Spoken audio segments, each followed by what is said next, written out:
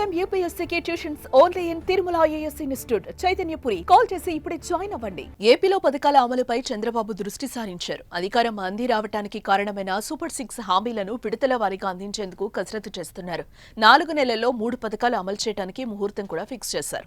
ఈ క్రమంలోనే ఓ పథకాన్ని అనుకున్న ముహూర్తం కంటే ముందే అమలు చేయాలని ఏపీ సర్కార్ కసరత్తు ప్రారంభించింది. మహిళలకు ఉచిత ప్రయాణం, తల్లికి వందనం, అన్నదాత సుఖీభవ ప్రభుత్వం అమలు చేసే పథకాల లిస్టులో మొదటి 3 స్థానాల్లో ఈ 3 పథకాలున్నాయి. ఉగాదికి ఉచిత బస్సు ప్రయాణం, మే నెలలో అన్నదాత సుఖీభవ, వచ్చే విద్యా సంవత్సరం జూన్ నుంచి తల్లికి వందనం పథకాలు ప్రజలకు అందించాలని ఏపీ సర్కార్ ఇటీవల నిర్ణయం తీసుకుంది.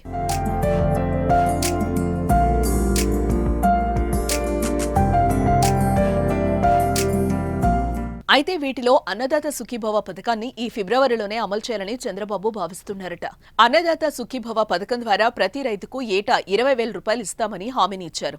అన్నదాత సుఖీభవ పథకం కింద 20,000 రూపాయలు 3 విడతల్లో భాగంగా మొదటి 2 విడతలు 4,000, చివరి విడత 6,000 రూపాయలు ఇవ్వాలని ఏపీ సర్కార్ ఆలోచన చేస్తోంది.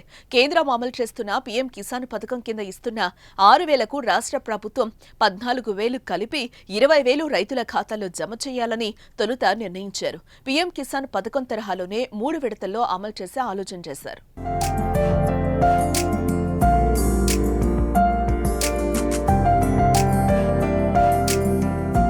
ఈ నేపథ్యంలోనే రాష్ట్ర ప్రభుత్వం కూడా వాటితో పాటు అన్నదాత సుఖీభవ డబ్బులను ఇచ్చేందుకు సిద్ధమైనట్టు సమాచారం.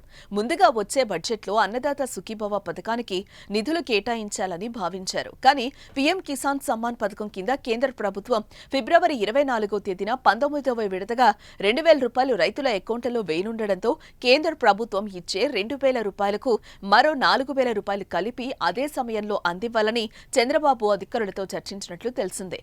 ఇందుకు అర్హులైన లబ్ధిదారుల జాబితాను సిద్ధం చేయాలని కూడా అధికారులను ఆదేశించినట్లు వార్తలొస్తున్నాయి. ఇదే జరిగితే ఈ నిధుల కోసం నిరీక్షిస్తున్న రైతులకు శుభవార్త అందినట్టే.